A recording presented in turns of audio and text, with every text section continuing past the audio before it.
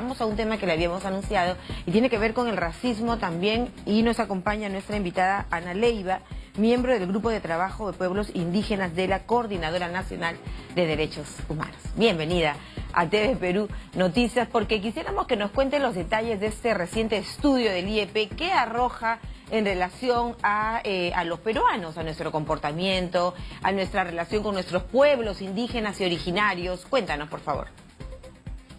Sí, buenos días, gracias por la invitación. En primer lugar, quería decir que la encuesta lo que pretende es precisamente saber cuánta conciencia tenemos los peruanos de la diversidad étnico-cultural que tenemos, ¿no? Y entonces la mayoría está consciente de que en el país existen pueblos indígenas, solamente un 1% dice que ya no existen, que somos mestizos, pero el resto señala que existen pueblos indígenas.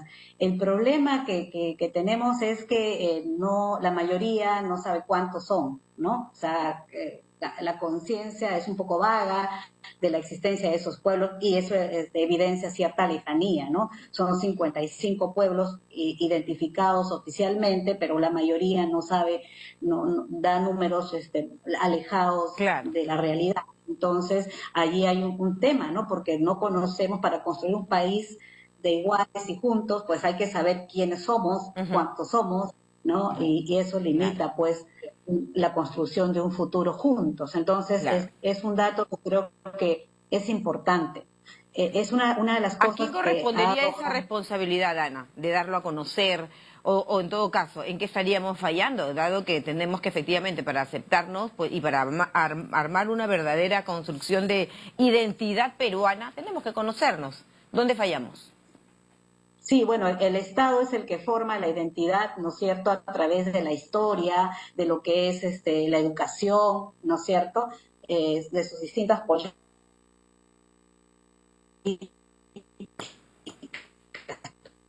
Principalmente esas, ¿no?, de la educación.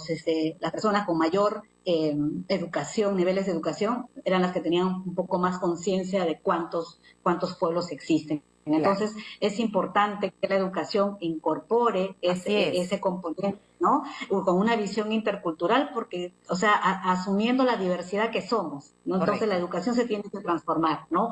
Ese es un desafío, creo, en el Perú. Claro, o sea, que desde el Estado se promuevan mayores espacios de inclusión, mayores espacios interculturales, nos decías, ¿no? Claro. ¿Son 55 los que tenemos pueblos originarios, nos decías, Ana?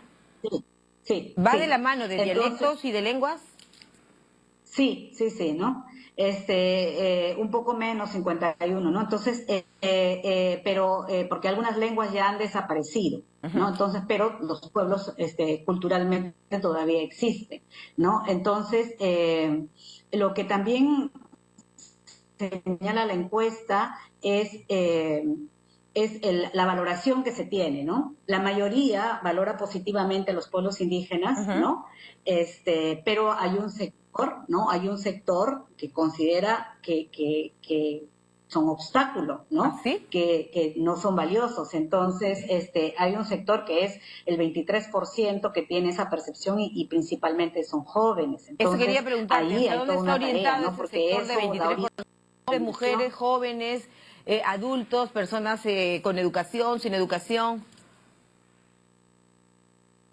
Están principalmente en los jóvenes, ¿no? De los dos sexos, ¿no? Y la mayoría, a pesar de que conocen más de las clases A, B, ¿no? Entonces, según la encuesta. Entonces, allí hay un trabajo de sensibilización que hacer, porque eso puede dar pie a discriminación, ¿no es cierto? La no valoración del otro te puede dar lugar a discriminación, a exclusión, ¿no? Y es lo que tenemos que luchar los peruanos, ¿no? Porque todos somos iguales, porque todos merecemos respeto, y debemos tener un lugar en la construcción del país. Entonces, ¿cuánto podrías, Ana, responsabilizar, digamos, de todo este tema, de todo este fenómeno que puede ser incluso algo sociológico, ¿no? Estructural, no es una coyuntura, al tema de la descentralización, por ejemplo? Ahí creo que hemos fallado. ¿Qué opinas tú?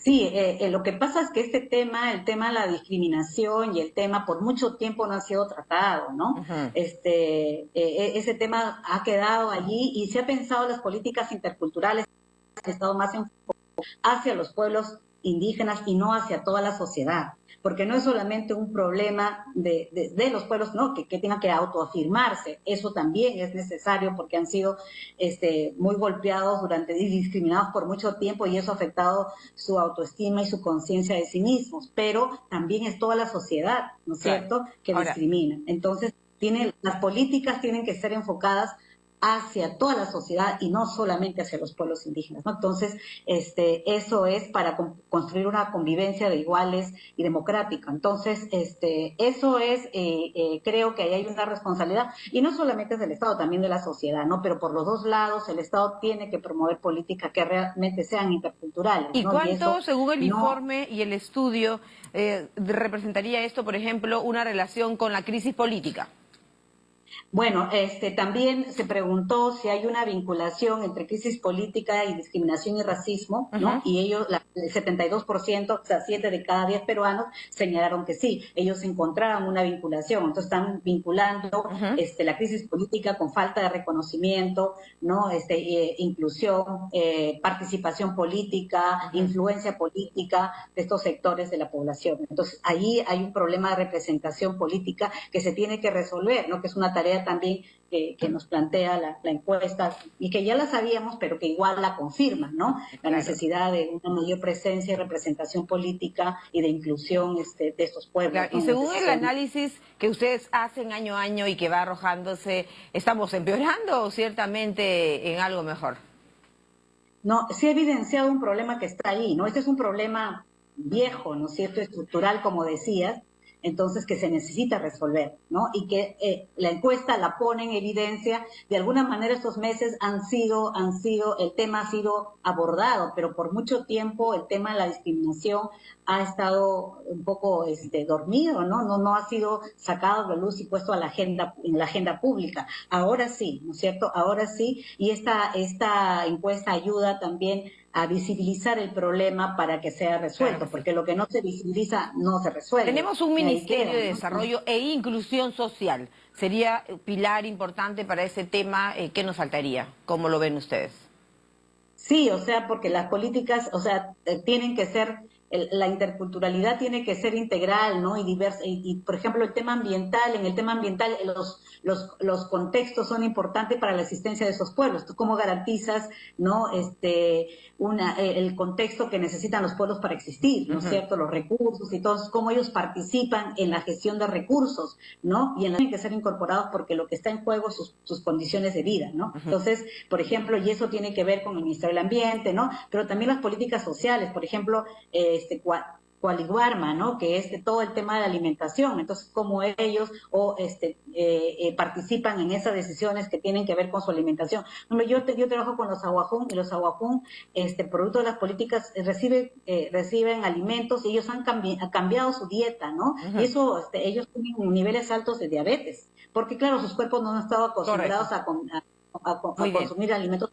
Entonces, ahí hay cambios que hacer en la política que creo que es mirar las políticas de manera más integral, la interculturalidad de manera más integral, y no solamente en un aspecto, y no solamente dirigido a pueblos indígenas, sino también incorporando al resto de la ciudadanía. Recordemos lo que ha pasado, por ejemplo, con los líderes indígenas en el sentido de la protección y la delimitación de su territorio, e incluso han perdido la vida, ¿no? O sea, es un tema lamentable también que no podemos dejar de mencionar, porque en homenaje a ellos los mencionamos en el sentido de haber luchado por su población, por su territorio, por su cosmovisión, por su cultura, por sus derechos, y lamentablemente han perdido la vida, ¿no?